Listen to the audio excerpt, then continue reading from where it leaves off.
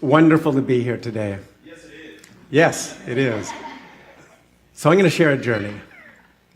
25 years ago, I had a calling. And it wasn't in a church, it wasn't in a temple, and it wasn't in a mosque. It wasn't with a transformational leader or a guru, and it wasn't sitting cross-legged under the most powerful energy vortex in Studna. It was in a hot tub with a rock star. I had just finished a photo session with Kenny Loggins, and while sipping a glass of wine, brilliance struck. Kenny thought it would be a great idea to document the intimate devotional love that he shared with his wife in photographs. And then he suggested that I create a book of photographs documenting various couples that really showed their intimate devotional love. Well, I might have looked cool on the outside, but on the inside I was thinking, holy shift. And the shifts were about to happen. So, needless to say, I told him I needed to sleep on it. And that's what I did. And I didn't get a lot of sleep that night. But the truth is that I awakened the next morning with a clear yes.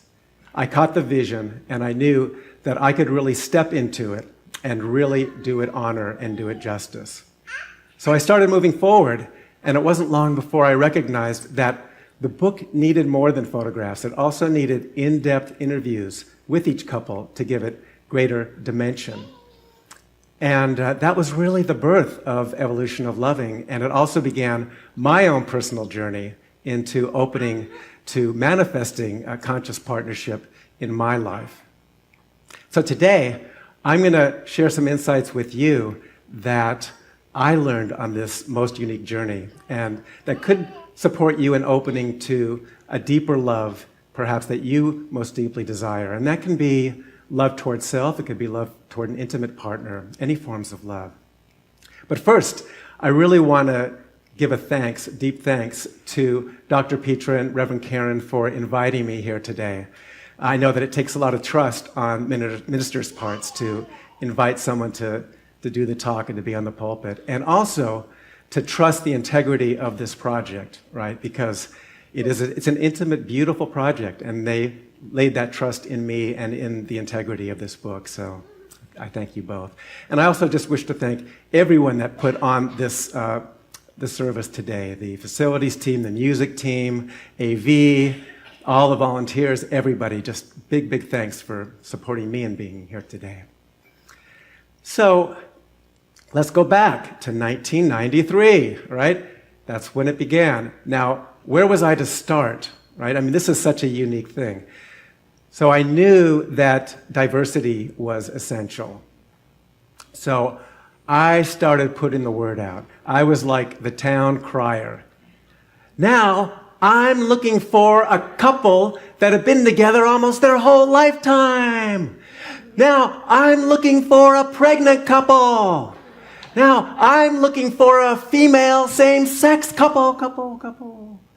And all along the way, it was essential that all of these couples, what they all share was this deep devotional love for each other. And that was absolutely essential. So I bought this blank book at a local art supply store. This is actually it. And as I started photographing, this is before I had a computer, I literally was cutting and pasting the couple's pictures and text into this book as I went along. And I was sharing it with me everywhere I went. I shared it with friends. I shared it with family. I shared it with music executives. I shared it in airplanes and subways. I shared it in automobiles and trains. And all along the way, the perfect people showed up and gave me the perfect referrals. And I watched this book open so many hearts, so I knew that there was something very powerful about it.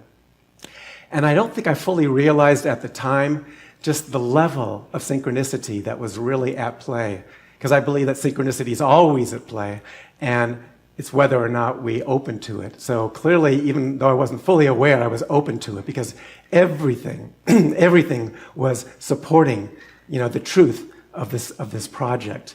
And who would have known that it would take me on this unique 25-year journey? So the book has 8 chapters to it.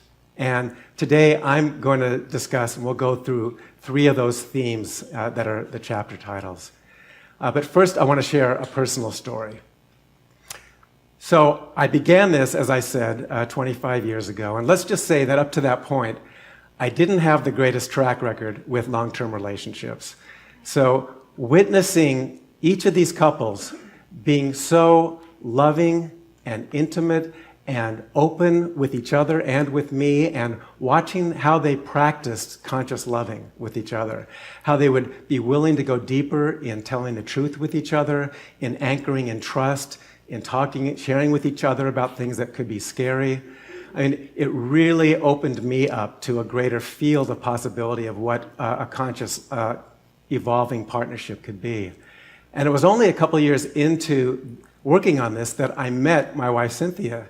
And I'm absolutely convinced that it's because I was in this field, this larger field of possibility that they provided for me, that I was open to a greater level of relationship, a greater depth of what conscious partnership could be. So it really opened me up to allowing in this powerful woman. Anyone that knows Cynthia or knows of her knows she's a powerhouse. And so I was open to embracing this, which I definitely would not have been before that. So I want to ask all of you today, I'm just curious, anyone here maybe been looking for, yearning for a conscious partnership in their life? Raise your hands. Anyone? All right, how about for more than a year? Do we hear more than a year? Okay, all right, we got a bunch more. How about more than 5 years? 5 years? Okay, there's some 5 years. All right, I'm being playful here, but it's really, just to point out that there are so many people on this planet that are alone or feel isolated and don't really have the tools or really the know-how on how to bring in that level of conscious partnership. So today, let's start and look at theme 1, right? So relationships are always a mirror, whether we like it or not. That's the good news and the bad news. They're just going to reflect back to us our consciousness. Sometimes that's not so fun. And the truth is that it takes both people in relationship that are being willing to open and really go deep. Now, you can try it just with one, but personally I don't feel like it's going to really be able to evolve into a deep, connected relationship if it's just the one. So both people have to be mutually on board and have that willingness. Then that trust is an inside job, right?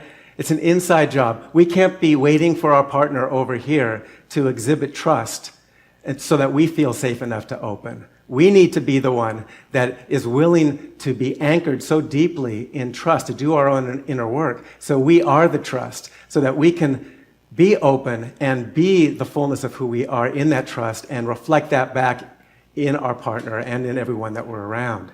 And lastly, wherever you go, there you are. Now, how simple yet how profound. I don't know about any of you, but years ago, when I was dating, I might end a relationship, then I go into a new relationship, and it was the funniest thing how the same problems, the same issues kept coming up. It's like, what's the common denominator here? Right. So it's an inside job. We need to be the ones to really address and do our own house cleaning and bring that consciousness within ourselves so that we can mirror that with our partner or with someone that we wish to bring in, right? And a beautiful couple that talk about this subject are Ron and Priska. Now, I met Ron and Priska about 4 years into their relationship.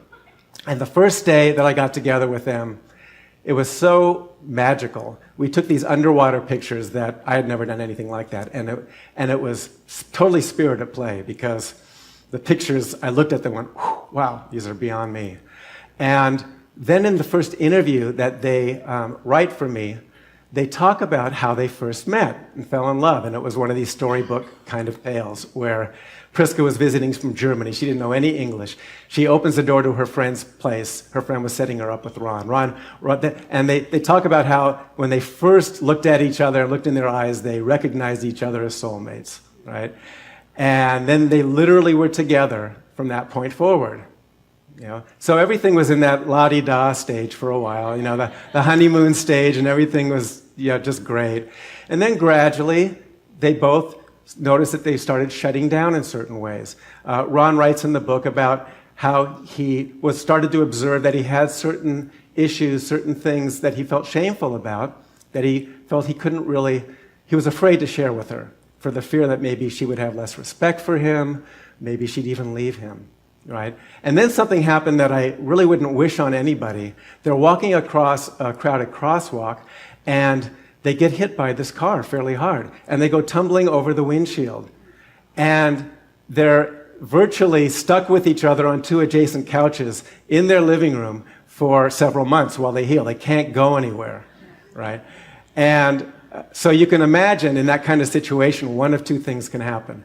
When they're healed, they could either look at each other and go, I'm out of here, or, which they did, they chose to gradually go deeper. They chose to learn how to share things that they were afraid to share. They chose to deepen in how they could deepen in their trust by learning how to communicate responsibly with each other, learn how to fully listen to each other in responsible ways, and this helped to build a whole template for their future relationship. And I had the honor of documenting various stages of their relationship, ranging from Priska's pregnancy to the birth of their child, Cambria. She was 1 hour old here. She's an hour old. Look at that consciousness. Yeah. And then, a couple months ago, I was in Los Angeles, and I saw them for the first time in 18 years. And it was so beautiful and so surreal. It's like, who is this middle-aged couple now? It's like, time went by, and it was so beautiful to witness. I could see, as they were sharing with me about the raising of Cambria and their life, I could see how they really had incorporated these tools and these practices into their evolving relationship. So I just hold such a beautiful place in my heart for them. Let's look at theme number 2, loving beyond labels, right? How often do we have labels that we either put on ourselves or we put on a partner or anyone, right? And oftentimes, those labels can be things that we're born into. Our culture and our society has certain labels, especially if you look at pertaining to the masculine and feminine roles. That's a huge example with all these labels. And what's necessary to recognize about love and labels is that love knows nothing about confining labels. Love is pure. Love is about oneness. Love is about unity and honoring and inclusivity. And then love is honoring your partner's perspective, even when it's different than yours. And sometimes that's not easy, right? Especially if you're in an argument, disagreement, especially if it's a heated one. How easy is it to really sit there and listen to your partner's perspective? Because I don't know about you, but I've been known in the past to be sitting there thinking about what I need to say next when she's talking. It's like wanting to, how often do we feel like we need to defend ourselves? And because we want to be heard. We want people to really hear what we have to say. But what the opportunity is to, in a growing conscious partnership, is to learn how to sit down, make an agreement to sit down and fully give one person the time to fully share what it is that their perspective is and what they need to say. And the other just listening until they're done and then trading off, so that you can really take the time and get glimpses, at least, of really like the wisdom of their perspective. Imagine that. So when you think about it, this is something that came to me when I was coming up with this talk. When you think about it, why wouldn't your partner's or anyone else's perspective be just as wise as yours, just as perceptive, right? So it kind of makes you go, So that's the opportunity. And also in the face of pure love, that there's no division. Again, love is only about inclusion. It doesn't know about having different opinions, rights or wrongs. It's all about this. And a beautiful couple that discuss about labels are Sunshine and Sunny. Now, I've known them for many years through Centers for Spiritual Living. And when the time came that I was looking for a female same-sex couple, they're the first couple that I thought of. And I was so grateful that they said yes. Because from the moment that I walked into their house, I could feel the energy of love, of just respect for each other and honoring. And Sunny shared a poignant story while I was there. She talked about how before she got together with Sunshine, her previous relationship was with a man. And then that ended, and then she met Sunshine, and she fell in love with Sunshine. And her point was that she didn't make any labels, she didn't put any labels on the sexuality. Her point was she loves who she loves. So even when it comes to, because I was asking, well, how shall I label? I didn't use the word label, but how shall I term you both? She said, well, I don't like to be labeled as any form of sexual preference. I just love who I love. So she doesn't label herself as a lesbian, as bisexual, as anything. She's just a human being, and she loves who she loves, and she falls in love with who she falls in love with. So I just thought that was beautiful, and I definitely see that our world is evolving more, in that direction. And you want to know about labels? I'll share a little personal thing about labels. So when Cynthia and I got together, we come from very different cultural backgrounds, right? So she's black, I'm white. I grew up in the late 60s, embracing free love and the hippie movement. She knew nothing about free love. She was about black power. Right? I was into rock. She was into Motown. There were all these differences of opinion or cultural differences, and we needed to really address those. And we still do at times. There's still things that come up, and we have to look at them and go, okay, is this label coherent, cohesive with my values, right? And if not, shine the light of truth, the light of love on it, let it go so that it doesn't cause any form of division, right? So let's look at the third theme, which is opening to the present moment. Now, I'm sure that all of us have had at least moments in our lives, whether in meditation or maybe in nature or somewhere, where we've been open and just embracing the present moment, where we're not thinking about how the past defines us or worried about the future, and we're just right there. We're present and right there. So imagine that being one of the visions in an intimate, growing, evolving love, is learning how to be more in the present moment with each other, because when we're in the present moment, what happens?